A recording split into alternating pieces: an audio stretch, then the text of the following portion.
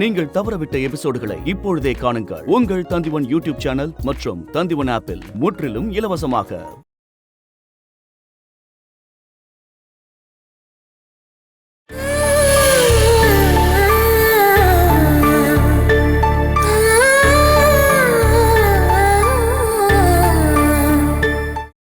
இந்த வீட்டை இளைய மகனான என் பேர்ல தான் அம்மா எழுதி வச்சிருக்காங்க. சுமேஷே, ஏண்டா சுமேஷே, ஓட்டு வீட்டுல இருந்த உன்னை இந்த வீட்டுக்கு கொண்டு வந்து உன் வாழ்க்கை தரத்தையே மாத்தினது இதோ இங்க இருக்கான இவன் தான். அதுக்கான நன்றியாவது கொஞ்சம் காட்டேன்டா. அந்த நன்றி இருக்கிறதுனாலதான் நான் இவ்வளவு சகிச்சுக்கிட்டு போறேன். இவன் சொல்றது உண்மையா? இவன் பேருக்கு இந்த வீட்டை எழுதி கொடுத்துட்டீங்களா? அத நீ உன் அம்மா கிட்ட தான் போய் கேட்கணும். அவதானே இந்த வீட்டுக்கு முதலாளி. இந்த வீட்டுல இடமே இல்லாத என்னால எப்படி இந்த விஷயம்லாம் பேச முடியும்? இதுக்கு மேல ஒன்னும் பேச வேண்டாம். இந்த வீடு என்னோட பேர்ல இருக்கு. அதனால பழைய மாதிரி சத்தம் போட்டுட்டு இருக்காதீங்க. நான் எந்திரிச்சு நின்னதுக்கு அப்புறம் இந்த வீடு எப்படி உன் பேருக்கு வந்துச்சுன்னு எனக்கு தெரியணும். இதுக்கப்புறம் நீங்க எழுந்திருப்பீங்கன்னு நீங்க மட்டும் தான் நம்பிக்கிட்டு இருக்கீங்க.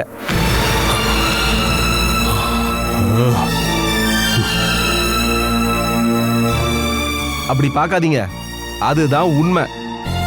இங்க படுத்துக்கிட்டு நாக்குக்கு ருசியான சாப்பாடு வேணும்னு கேட்காம கொடுக்கறத சாப்பிட்டு அமைதியா இருங்க. அடங்கி ஒடங்கி இருக்கணும்.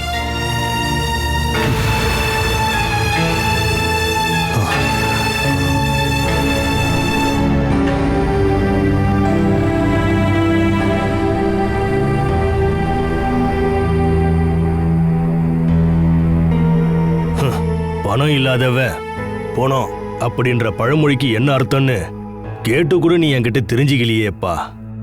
இப்போ உனக்கு புரிஞ்சிருக்குமே, இதுதான் அதோடைய அர்த்தம்.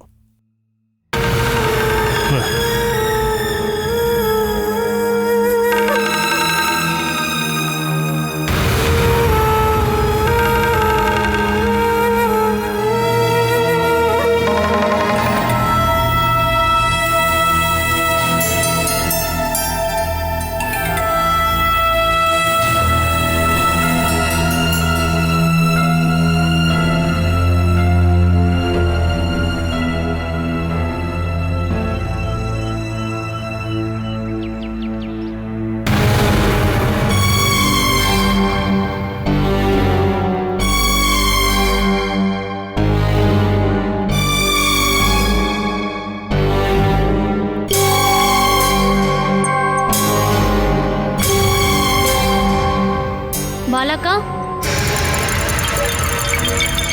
வாங்க வந்து சாப்பிடுங்கக்கா. சாப்பாடு எனக்கு வேண்டாமா. அனிலக்கா உங்ககிட்ட சொன்னதை வச்சு நீங்க சாப்பிடாம போலாமா? அனிலக்கா மனசுல இருக்கிறத ஓப்பனா சொல்லிட்டாங்க. மத்தவங்கள அதை மறைச்சு வச்சல பேசுறாங்க. உங்க மேல பாசம்லாம் இல்லாம இல்ல, ஆனா படுத்துட்டு இருக்கும் போதும் அவர் உங்களை திட்டிட்டே இருக்கிறது என்னால கேட்கவே முடியல. அதுக்காக அந்த ஆளை கொண்டு இல்லாமா? இந்த வீட்டுல வேற யாராவது அப்படி நினைக்கிறாங்கன்னா அது அவங்களே பண்ணட்டும். நான் அப்படி சொல்ல வரல. எனக்கு நல்லாவே தெரியுமா. ஆரம்பத்துல நீ என்கிட்ட குறும்புத்தனம் காட்டும் போது உன் காது பிடிச்சு திருகிற அளவுக்கு எனக்கு உரிமை இருந்துச்சு. அன்னைக்கு நமக்கு இடையில பாசம் மட்டுமே இருந்தது. அப்படி இருந்த உனக்கு இந்த வீட்டுல என்னை விட அதிக உரிமை இருக்கு. என்னை நம்புறதுக்கோ நம்பாம இருக்கிறதுக்கோ அதிகார உரிமை இருக்கு. பாலாக்காக்கு இப்படி ஒரு ஈகோ இருக்கும்னு நான் நினைச்சு கூட பார்க்கல. எனக்கு ஈகோவா? உன்னுடைய மனசு இன்னமும் வளரலமா? என்னுடைய அப்பா, அதாவது உன்னுடைய அங்கிள், எப்பவும் ஒரு விஷயத்த சொல்லிக்கிட்டே இருப்பாரு. நம்மளுடைய சூழ்நிலைக்கு ஏத்த மாதிரி வாழ்ற வாழ்க்கை தான் ஒரு மனுஷனுக்கு வேணும்னு. அந்த வாழ்க்கை என்னை விட அதிகமா கிடைச்சது உனக்கு தான். வேற வழியே இல்ல பாலாக்கா, வாழ்க்கையை வாழ்ந்துதானே ஆகணும். அப்பாவையும் அம்மாவையும் ஏமாத்திட்டேன். இதுக்கப்புறம் இங்கேயும் இல்லாம போனா நான் வேற எங்க தான் போறது? அதனால யாருக்கு எதிரி ஆனாலும் பரவாயில்ல, எல்லாத்தையும் அனுசரிச்சுட்டு வாழ்ந்து ஆகணும். வயசு கோளாறு பாலாக்கா. என்னதான் வேண்டான்னு சொன்னாலும் ஒரு ஆம்பளை தெரியாதனமா நம்ம மனசுக்குள்ள வந்துருவாரு. அந்த சமயத்துல அவன் திருடனா இல்ல கிரிமினலா இல்ல இன்னொரு பொண்ணோட புருஷனான அப்படிலாம் பார்க்கவே மாட்டோம். பாழா போன காதல் நம்ம கண்ணை மறைச்சிடும்.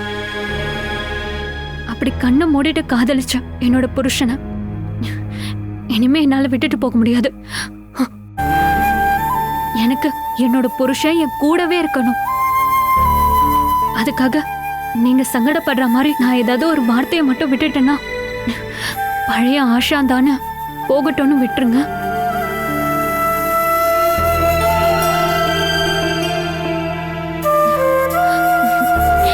காத்து வாங்கினதெல்லாம் போதும் பாலாக்கா.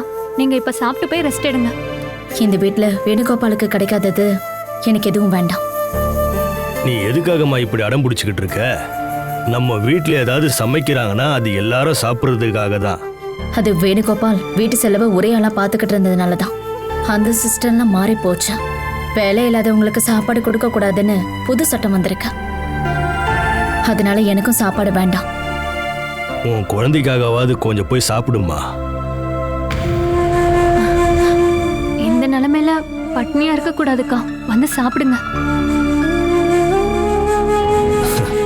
அட போமா. வேண்டாம் மாமா.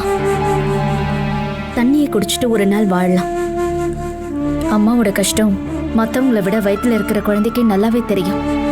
தெரியட்டும். இப்பவே தெரிஞ்சு வளரட்டும்.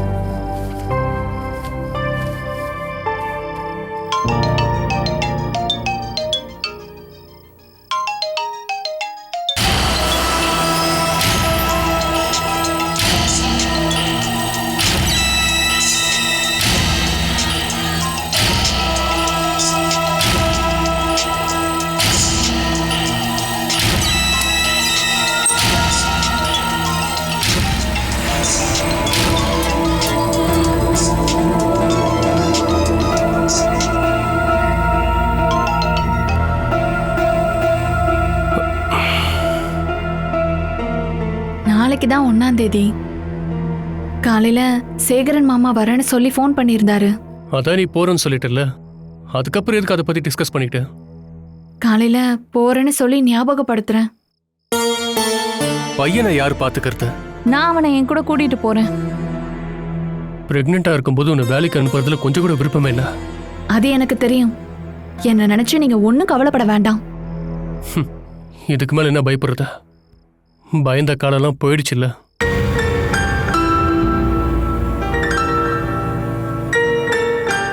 என்ன இருந்தாலும் உனக்கு இங்க போர் அடிக்கும். அப்புறம் உன்னோட உடம்பை நீ பாத்துக்கணும். நாளையில இருந்து நீ வேலைக்கு போகணும் ரெகுலரா.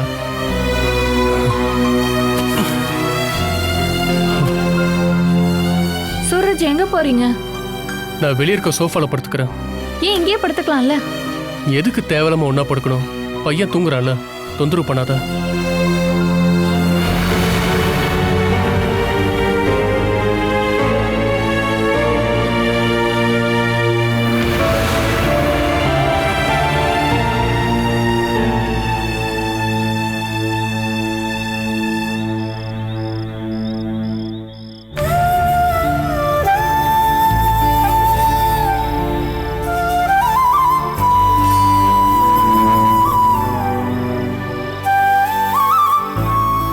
ஏமா இந்த நேரத்துல இங்க நிக்கிற? அந்த ஆள் பேசுற வார்த்தை எல்லாத்தையும் வயித்துல இருக்கிற குழந்தை கேட்க முடியுமா என்ன? பிறக்கிறது ஒரு ஆண் குழந்தையா இருந்தா அதை கேட்டு அவன் தொந்தரவாக கூடாது. உனக்கு ஒரு வேலை வாங்கி தரணுன்றதுக்காக வெளியே போயிட்டு வந்தம்மா. உன்னோட தகுதிக்கேற்ற வேலை இந்த ஊர்ல இல்லைன்னு தான் சொல்லணுமா. என் படிப்புக்கேற்ற வேலை மாதிரிலாம் பார்க்காதீங்க மாமா. இங்க இருக்கிற அங்கன்வாடியில ஒரு வேலை இருக்குன்னு சொன்னாங்க. அங்க இருக்கிற டீச்சர்கிட்ட நான் கொஞ்சம் பேசினேன். அதுக்கப்புறம் நான் நண்பரை போய் பார்த்தேன். உனக்கு ஓகேனா அந்த வேலையில சேர சொன்னாருமா. எந்த வேலை செய்யறதுக்கும் நான் தயாரா இருக்கேன். நாம எதிர்பார்த்த சம்பளம் ஒன்றும் கிடைக்காது. ஆனா இப்ப இருக்கிற நிலைமைக்கு அது கரெக்டா இருக்கும்மா.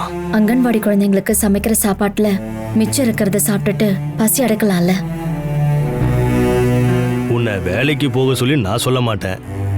ஜெகதாம்பா வீட்டு மருமக அங்கன்வாடியில ஹெல்ப்பர் வேலைக்கு போறான்னு வெளியில பேசிக்குவாங்க. படி சொல்ற எல்லாரும் ஒருவேளை சாப்பாட்ட நல்ல மனசோட தரமாட்டாங்கல்ல. இருக்கிற எல்லாத்தையும் அலமாரியில போட்டு வைக்க தானே பாக்குறாங்க. எனக்கு இந்த வேலை வேணும். உனக்கு ஓகேனா நாளைக்கே போலாமா? நான் போறேன் மாமா. இங்க பாருமா, இந்த வீட்டுல மத்தவங்க கிட்ட கை நீட்டி காசு வாங்குற நிலைமையில தான் நான் இருக்கேன்.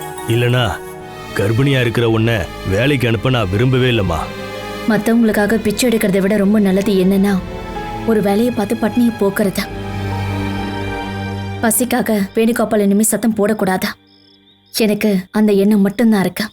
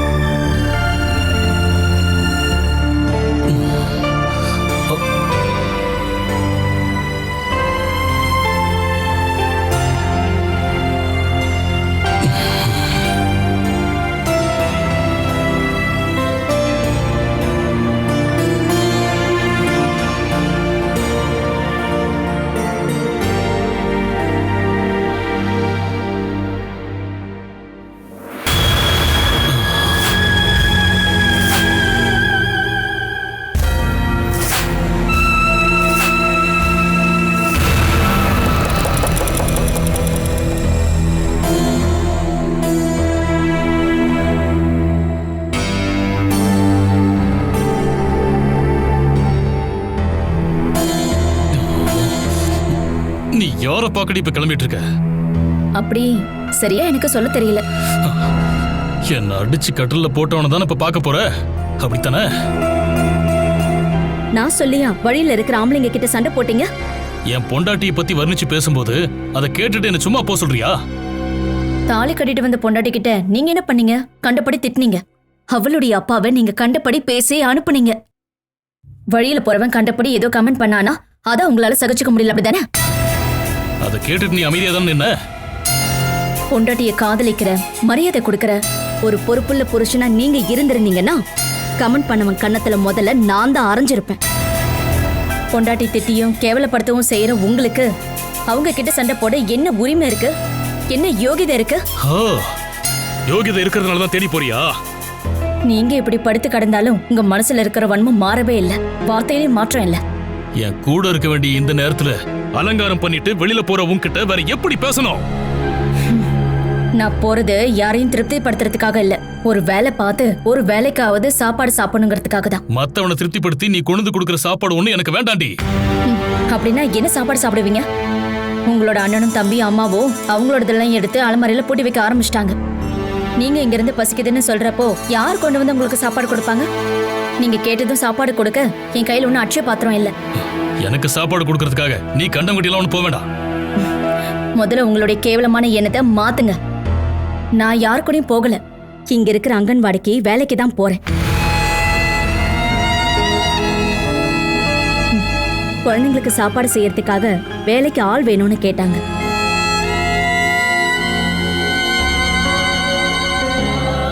அந்த அளவுக்கு நம்ம கதிக்கட்டு போயிருக்கோம்.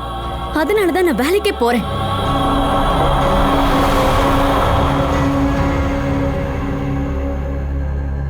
மொத்த யாரும் திருப்திப்படுத்துறதுக்காக இல்ல, உங்களுக்கு 3 வேளைக்கும் சாப்பாடு கொடுக்கறதுக்காக தான். அது நீங்க என் புருஷனா இருக்கிறதுனால இல்ல, ஒரு நாய் மாதிரி நீங்க இங்க இருந்து பட்டினி கடந்து சாகாம இருக்கிறதுக்காக தான்.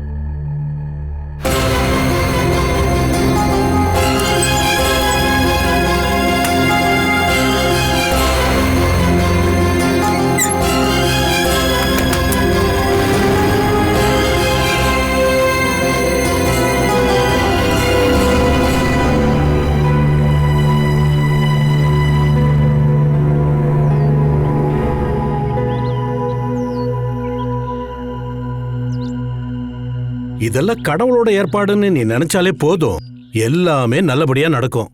நீ தைரியமா இரு.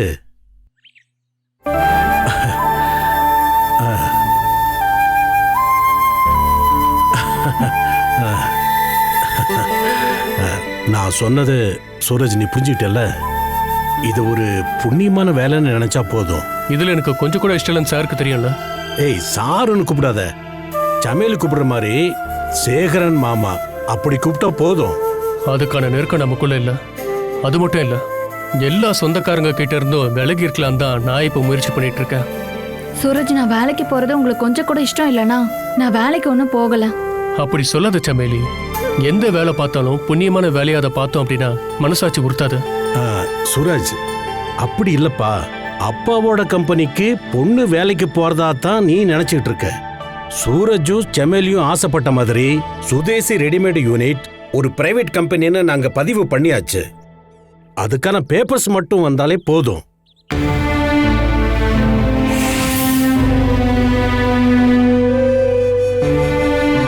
இப்போ சுதேசி கம்பெனியோட முதலாளிகள் அங்க வேலை பார்த்துட்டு இருக்கிற 200 தொழிலாளர்கள் தான்.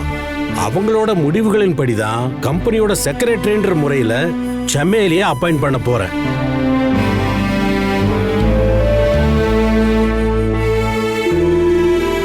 இதுக்கு மேலேயும் உங்களால புரிஞ்சுக்க முடியலன்னா செமேலியை வேலைக்கு அனுப்பாதீங்க. இதுல சந்தேகப்படுறதுக்கு வேற எதுவும் இல்ல. ஆனந்தன் சார் அந்த இடத்துக்கு வந்து எதுவும் பண்ண மாட்டாருங்கிற உண்மை எனக்கு தெரிஞ்சா மட்டும் போதும். சட்டப்படி பார்த்தா அந்த கம்பெனியை ஆனந்தன் ஏற்கனவே தொழிலாளர்கிட்ட ஒப்படைச்சாச்சே. அப்படி இருக்கும்போது இவ வந்து என்ன வேலை பார்க்க போறா?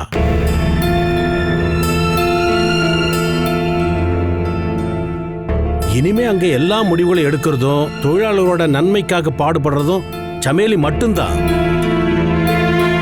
Okay, carry on. ஆஃபீஸ் விட்டு நீங்க அந்த வழியா வந்தீங்கன்னா சாயந்தரம் நம்ம 2 பேரும் ஒண்ணா வந்துடலாம். சாரி சமேலி, உனக்கு டயர்ட் ஆகிற வரைக்கும் அங்க போலாம் வரலாம். பட் உன்னோட வேலை சம்பந்தப்பட்ட எந்த விஷயத்தையும் என்கிட்ட எதிர்பார்க்காத.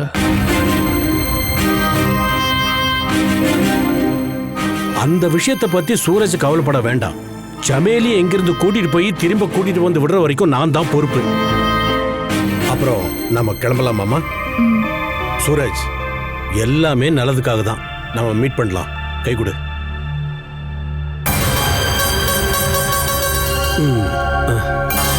வாங்க வாங்க.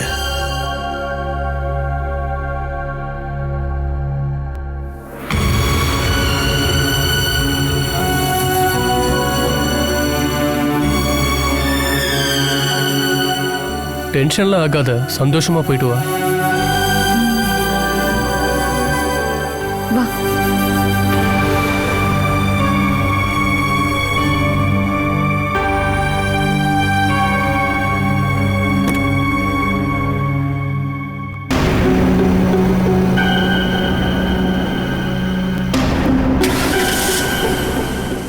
போலாம் பா.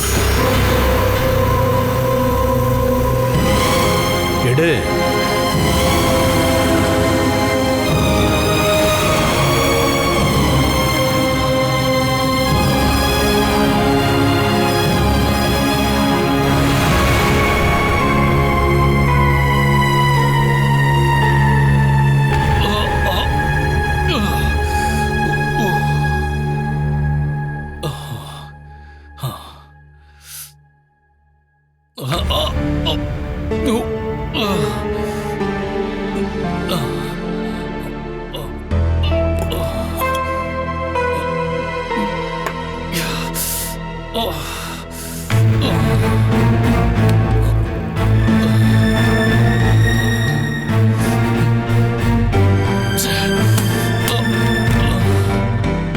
எனக்கு குடிக்க தண்ணி வைக்கிறதுக்கு கூட இங்க யாரும் இல்லையா? யாராவது இருந்தா கொஞ்சம் தண்ணி கொண்டு வாங்க. தண்ணி கூட கொடுக்காம என்னை இப்படியே வச்சு கொல்ல பாக்குறீங்களா? அம்மா, டே சுமேஷ், டே சதீஷ்,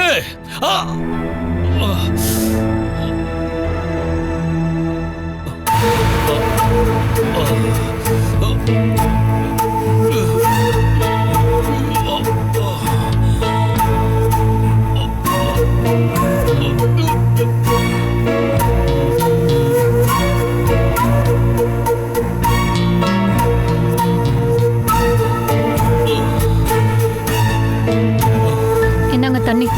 உங்ககிட்ட யாரடி தண்ணி கொண்டு வர சொல்லி கேட்டாங்க? அனிலா இல்லையா? அம்மா இல்லையா?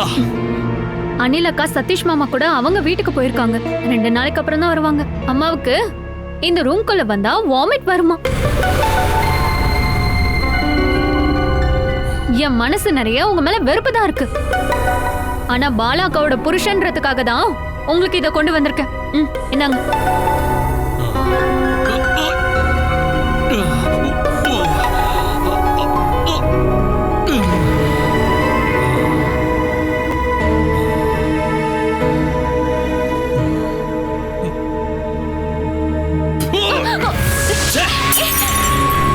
இது என்னடி தண்ணி இப்படி கசக்குது?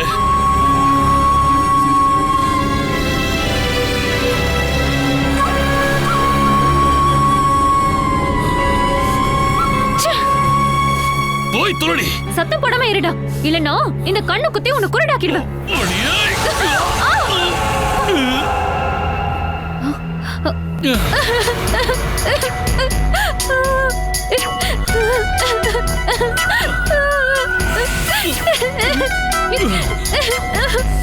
என்னாச்சு? நீங்க உங்க அண்ணன் என்ன அடிச்சிட்டாரு.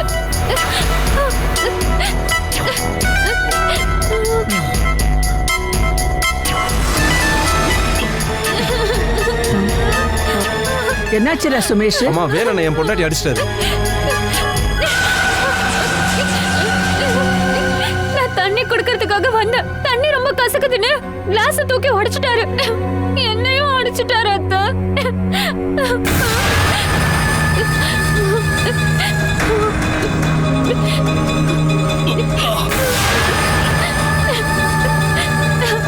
சரி அழுவாதம்மா. உனக்கு என்ன பைத்தியமாடா? இந்த பொண்ணை நீ அடிச்சிருக்க? அம்மா நீ தள்ளுமா. இங்க பாரு, இவ்வளவு நாள் பொறுத்துக்கிட்டேன். இதுக்கு மேல என்னால பொறுக்க முடியாது. உன்னை அப்படியே கழுத்தை நெரிச்சு கொன்னுடுவேன். அவ போய் சொல்றாளா? அவ ஏன் பொண்டாட்டி. அவளை அடிக்கிறதுக்கு உனக்கு என்ன உரிமை இருக்கு?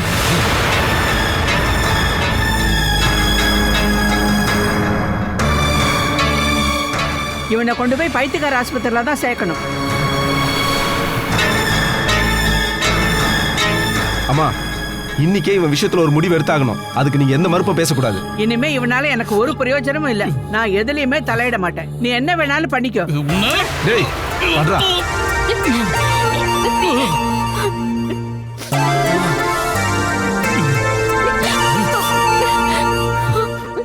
வாஷா.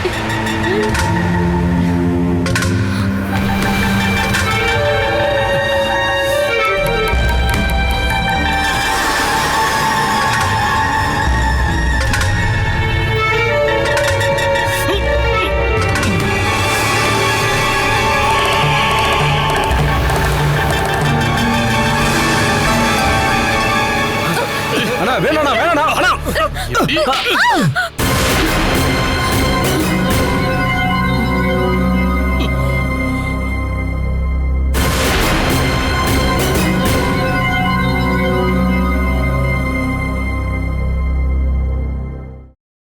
Catch us on TV, Thandivan app, thandivan.com and YouTube.